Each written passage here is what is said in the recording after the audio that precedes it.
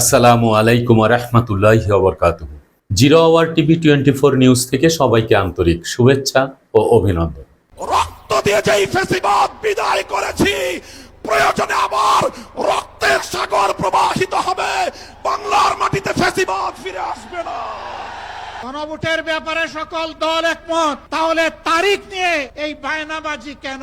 ঘরে বসে থাকার সময় নেই, আমরা আজকে রাস্তায় আসবো, ফ্যাসিস্টকে উৎখাত করব। 13ই নভেম্বর কোন বাকশাল পন্থীকে বাংলার রাজপথে আমরা নামতে দেব না। যদি কেউ নামবার অপচেষ্টা চালায়, আমরা তাদেরকে রাজপথে মোকাবেলা করব ইনশাআল্লাহ। জুলাই সনদকে চূড়ান্ত আইনি ভিত্তি প্রদান করতে হবে। এর ব্যত্যয় হলে জুলাই বিপ্লব পন্থীরা বরদাস্ত করবে না, সেটা মানবে না। বীর শহীদদের রক্ত মারিয়ে জুলাই বিপ্লবের, জুলাই সনদ বাস্তবায়নের গণভোট ছাড়া বাংলার মাটিতে আমরা আর কোনো কিছুই হতে দেব না। কোনো যুক্তি নাই, কোনো যুক্তি নাই। তারা জুলাই সনদের বাস্তবায়নকে ঠেকিয়ে দিয়ে বাংলাদেশে আবার ফ্যাসিবাদ কায়েম করবার ষড়যন্ত্র করছে। পরিষ্কার ঘোষণা করি, রক্ত দিয়ে যেই ফ্যাসিবাদ বিদায় করেছি, প্রয়োজনে আবার রক্তের সাগর প্রবাহিত হবে, বাংলার মাটিতে ফ্যাসিবাদ ফিরে আসবে না। রাজনৈতিক পক্ষগুলোকে বলতে চাই, আমরা রক্ত দিয়েছি বালাকোটে, আমরা রক্ত দিয়েছি শাপলা চত্বরে, আমরা রক্ত দিয়েছি 2015 সালে, রক্ত দিয়েছি 2021 সালে, রক্ত দিয়েছি জুলাই বিপ্লবে। আমাদের মুখোমুখি দাঁড়াবার চেষ্টা করবেন না। আমরা রক্ত দিয়ে অধিকার আদায় করি, রক্ত দিয়ে বাংলাদেশ কিনেছি, রক্ত দিয়েই বাংলাদেশের স্বাধীনতা রক্ষা করব ইনশাআল্লাহ।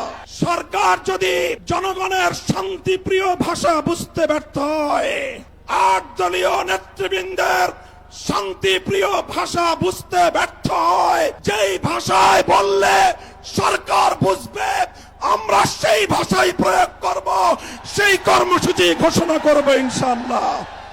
প্রস্তুত থাকবেন তো আপনারা? ইনশাআল্লাহ। যুদ্ধ করে ফ্যাসিবাদ বিতাড়িত করেছি, যুদ্ধ করেই বাংলার মানুষের অধিকার আদায় করে ছাড়বো ইনশাআল্লাহ।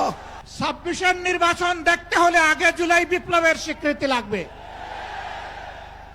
আর জুলাই বিপ্লবের স্বীকৃতি দিতে হলে জুলাই সনদের আইনি ভিত্তি দিতেই হবে।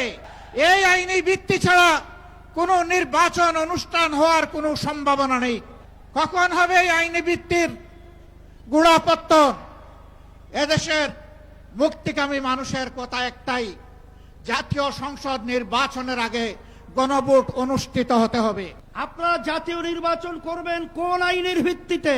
সেই আইনের ভিত্তি হলো জুলাই সনদ যখন আইনি ভিত্তি পাবে, তখন জাতীয় নির্বাচন আইনি ভিত্তি তৈরি হবে, নাহলে সেটা অবৈধ নির্বাচন হবে।